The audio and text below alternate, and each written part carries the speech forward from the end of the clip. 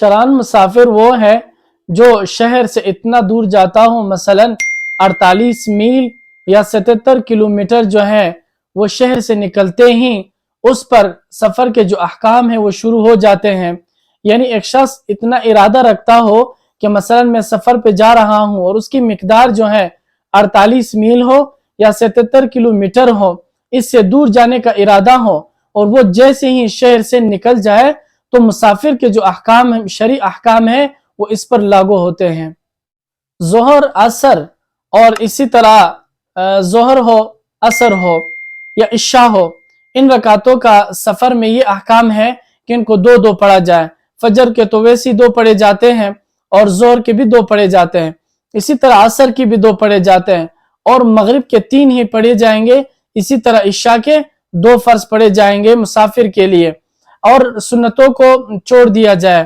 اگر مثلا وہ وہاں ریلیکس ہے اور بالکل کوئی ایسا کام وغیرہ نہیں ہے، ویسے ہی گیا ہوا ہے اور کہیں جانا بھی نہیں ہے، کچھ کام بھی نہیں ہے، تو سنتوں کو نہیں چھوڑنا چاہیے۔ اور اگر اس کے کام وغیرہ ہے، سفر کی حالت میں ہے یا وہی مقیم ہے اور اس میں اتنے احکامات وغیرہ ان کے ذمے کوئی ایسا چیز ہے کہ اسے وہ وقت نہیں ملتا، تو پھر سنتوں کو چھوڑ سکتا ہے۔ دوران سفر نماز کا جو پڑھا جاتا ہے، مطلب فجر ہے، ظہر، عصر، مغرب اور عشاء، ان میں جو 2 رکعت فجر کی فرض ہے، یہ 2 رکعت پورے پڑھے جائیں گے اور اس میں کمی نہیں ہوگی۔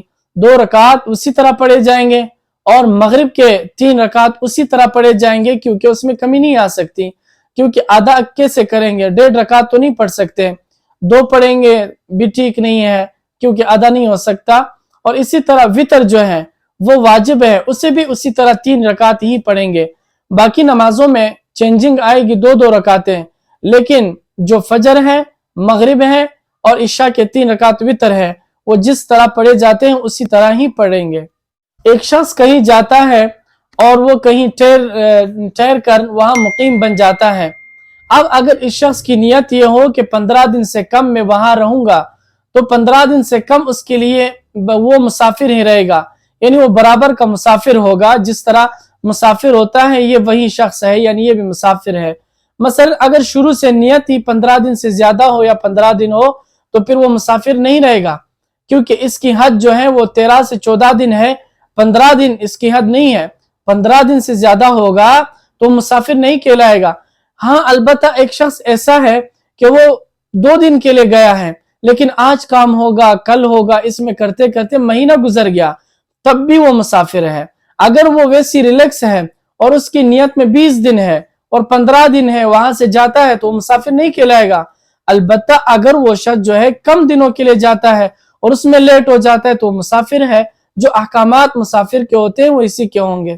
ایک شخص سفر کے لیے جاتا ہے اور مختلف مقامات کے لیے جاتا ہے، یعنی کچھ دن ایک جگہ میں رہتا ہے، کچھ دن کہیں اور رہتا ہے، اور اب اس کی نیت 15 دن کی نہیں ہے کہ میں نے 15 دن رہنا ہے یا نہیں رہنا، اس کو پتہ بھی نہیں ہے، 2 دن میں یہاں ہوں، 2 دن بعد وہاں رہوں گا۔ اسی طرح کرتے کرتے وہ کئی مختلف مقامات میں جتنے بھی دن گزارے گا وہ مسافر کہلائے گا۔ اس لیے اگر اس کی نیت 15 دن کی ہوئی، بعد میں بھی ارادہ بدل گیا، تو پھر وہ مسافر نہیں کہلائے گا۔ لیکن اگر وہ اپنے وطن اصلی واپس آیا تب بھی وہ مسافر نہیں رہے گا۔ لیکن اگر وہ گھومتا پھرتا ہے اور کہیں 2 دن کہیں گزارے، 3 دن یا 5 دن اس طرح گزارتا گیا، اس سے پتہ بھی نہیں تھا کہ میں کتنے دن گزاروں گا، تو وہ مسافر ہے۔ ایک شخص سفر کی حالت میں تھا اور وہاں سفر کے لیے گیا ہوا تھا، کسی سفر پر تھا، اب وہاں اس سے نمازیں جو ہے وہ رہ گئی، یعنی قضا ہو گئی۔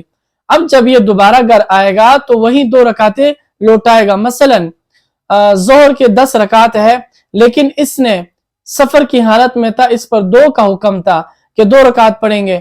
اب وہ ظہر کی نماز یہاں جب لوٹائے گا تو 2 رکعت لوٹائے گا۔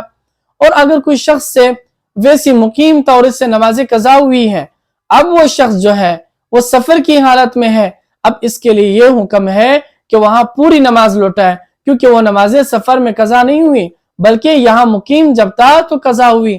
اور کوئی شخص سفر کی حالت میں قضا کر لیتا ہے، اس کے لیے یہ حکم ہے کہ 2 لوٹائے، اس لیے کہ وہ نمازیں سفر میں ہی قضا۔ اگر کوئی شخص سفر کی حالت میں ہو اور سفر کر رہا ہو، دوران سفر نماز کا وقت ہو جائے اور وہ ایسا دشت اور صحرا ہو کہ گاڑی چل رہی ہے لیکن کچھ پتہ نہیں چل رہا کہ ہم کہاں جا رہے ہیں، اور اب یہاں عصر کی نماز ہے یا مغرب کی یا فجر کوئی بھی ایسی نماز ہے کہ وہ قضا ہونے کے قریب ہے، تو اس شخص کو چاہیے کہ وہاں دشت ہو یا صحرا ہو وہاں رک جائے، اور رکنے کے بعد پھر وہ شخص جو ہے وہاں تیمم کر لے اور پھر اس کے تیمم سے جو اپنی نماز پڑھ لے، اور جیسے ہی یہ شخص پانی دیکھ لے گا یا پانی تک پہنچ جائے گا تو اس کی تیمم جو ہے برقرار نہیں رہے گی۔